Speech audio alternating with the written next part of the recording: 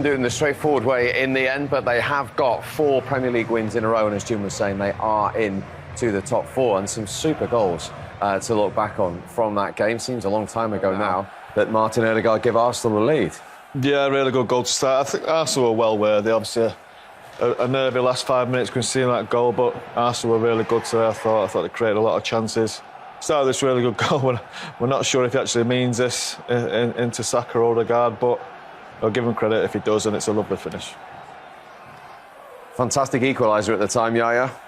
Yeah, brilliant, lovely. I think we can say the Rooney ones, but I think definitely a fantastic equaliser. Look, 29, just brilliant timing, spot on, and I think the game started really well. But after that, it's not great getting top of Watford. As it's Derby Day, you mentioned the Wayne Rooney strike there. There are similarities, Michael. Yeah, we see Scholesy starting the move off, bursting past Yaya. Anyway, we shouldn't be looking at anything else other than the finish. It's a little bit shinny from Wazza, but most of those goals are, as we said at half-time. No, that was a real iconic goal. I think the one today was exceptional, but it wasn't. Do you remember you asked Scholesy at half-time had he ever scored one similar? He answered you with. He said no. Yeah, I said no. I didn't want to show off, Steve. Sorry. Is this really overhead? No, that's what I mean. It's not really the same as Shinner as well. No, mine's off my foot. Brilliant. Talking of special strike, Saka was on form again today. He's a special talent. Yeah, I thought it was brilliant today. From that right-hand side, I thought he was Arsenal's best player by a long shot, and brilliant little 1-2 there. And as we said at half-time, gives the keeper the eyes. Ben Foster falls for it, unfortunately. It's a great whip into the opposite top corner. Yeah, you're often scared about going in the... I think naturally he would have gone into the corner of the Ben Foster dive, but he took the risk because that's where the bodies were, actually. He had to just skim through a couple of bodies. But there was some unbelievable goals in this game. Yeah, what about the... Yeah. I think we've been really treated to some great goals there. And as Scholesy said there... I mean, he started that off, didn't he?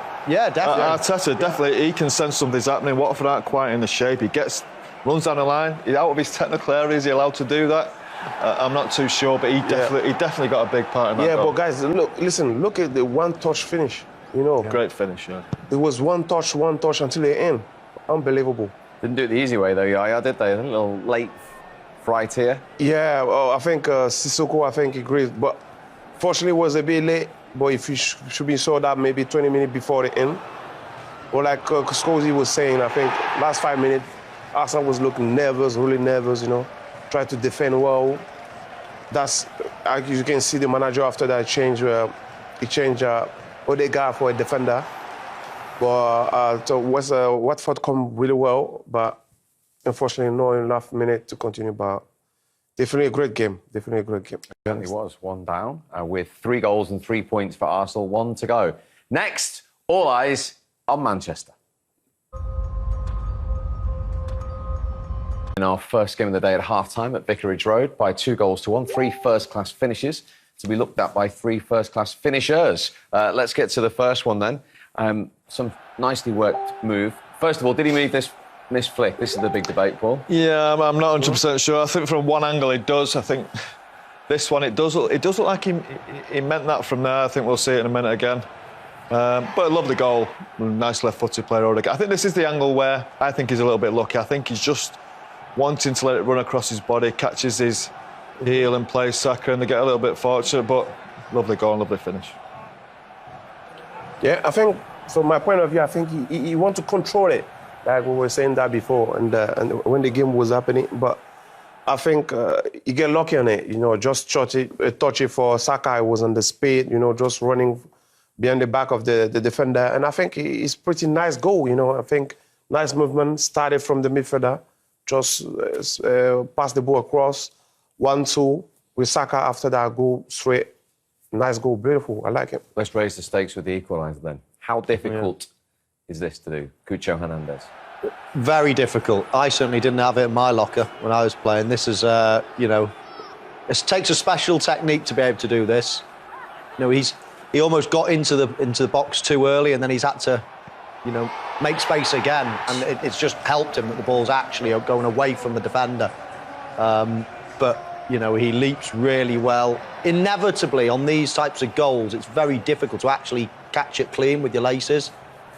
I mean, as we'll see, it's just a little bit off the shin, but, I mean, most of these types of goals are, and you can quite clearly see there, but what a finish that is. I mean, unbelievable finish. You think it's just a nothing ball that's going to be cleared, and he makes something out of nothing. Phenomenal. You could have done that, Scholesy. I could have. Yeah, I think no, I didn't have that, Michael. No. I don't get ever scored a full break kick. No. But we can go back to seeing it's Derby Day, 2011. All three of you involved this day for Wayne Rooney. Well, I'll start with the ball out to Nanny, that, Steve. I was just about to say that. I was about to say that. What a goal. Iconic goal of the Premier League. And similar, but I think this one was just a little bit better. Are we tracking Yaya here? He's bursting back into the box. Yeah, Scholesy will pass. Look, Mika Richard. Look, another shin. Another shin, yeah. It's almost like you've got to shin those. It's very difficult to hit it with your laces anyway, isn't it? Yeah. No, I think that one from Rooney, that one is perfect. You know, it's very, very difficult, to be honest, you know, because if you see the height he was with his feet and that, if you miss the ball, it's going to look ugly. Yeah. But he got the ball spot on, you know. Was that fantastic. is really off the shin, though, isn't it? As Michael says, a lot of them goals do come off the shin, don't they? Strange, those overhead kicks, they almost have to. I was just saying before, is that the most iconic Premier League goal of all time? And I quickly said no, Aguero. And I forgot about that one. Conveniently. One of your former teammates, Tom Cleverley, involved in the second Arsenal goal. Yeah, and look, I've got a little bit of sympathy. When you look there, as Roy Hodgson teams are very organised, every man behind the ball, he's got nowhere to go. And Tom is a good footballer. He wants to play nice football, play to his teammates. But look at the halfway line. Where's his centre forward? He's centre forward within 5 yards when he's got nowhere to go. And Saka, look, what a goal is that? This is after it. He robs Tom on the ball and brilliant 1-2 with Lacazette. And like we're saying, this finish is not easy, but he does it brilliantly well. It's a lovely little disguise. And look at Ben Foster down to that right hand side. He's given him the eyes and whips it into the top corner. Great finish. Yeah, but I think, and as well, if you see the action before the goals. That's why you have to give credit to Arteta since I arrived to Arsenal. He improved his team when they lose the ball. 5 seconds, get the ball back. And that's typical from Pep, because Pep always teamed Barcelona, Man United, from my experience. When I was in Barcelona, they were doing that similar. When they lost the ball, the guys who were in front stay, and the guys behind run behind you. And City do that a lot, and they're great in that. And when they change the pace, when they get the ball back, they change the pace to just finish as soon as possible. And I think that's simple. It looks simple, I mean, very hard, because after you see the movement and the block of Lacazette just to give his space to Saka coming, spot on goal. Brilliant. Interesting. Arsenal will continue their push for a top 4 finish on Sunday afternoon as they travel to Vicarage Road to face Watford in the Premier League. With the Gunners playing before Manchester United on Sunday, Arsenal could leapfrog United in the table and into 4th place with a win against Watford, whilst still having 2 games in hand before the Manchester derby later that day. Mikel Arteta's side edged past Watford in the last meeting between the two sides, with Emile Smith-Rowe's second-half goal the only difference between them at the Emirates. The Hornets currently sit 19th in the Premier League table, and Arsenal will be boosted by Watford's horrific home record, with Roy Hodgson's side yet to pick up a point at home since November. Ken Sema skipped past Cedric Soares on the right and drilled a dangerous ball into the box, evading everyone and landing at the feet of Moussa Sissoko. The former Spurs player aimed his effort for the bottom corner, but Ramsdale scrambled across his goal line to tap the effort up and onto the post before danger was cleared. A smart short corner routine then handed Arsenal the lead before halftime, with Lacazette grabbing the goal with a smart finish. Bukayo Saka played the corner short to Odegaard just outside the box as he continued his run forward and into the box before receiving it back from the Norwegian on the byline.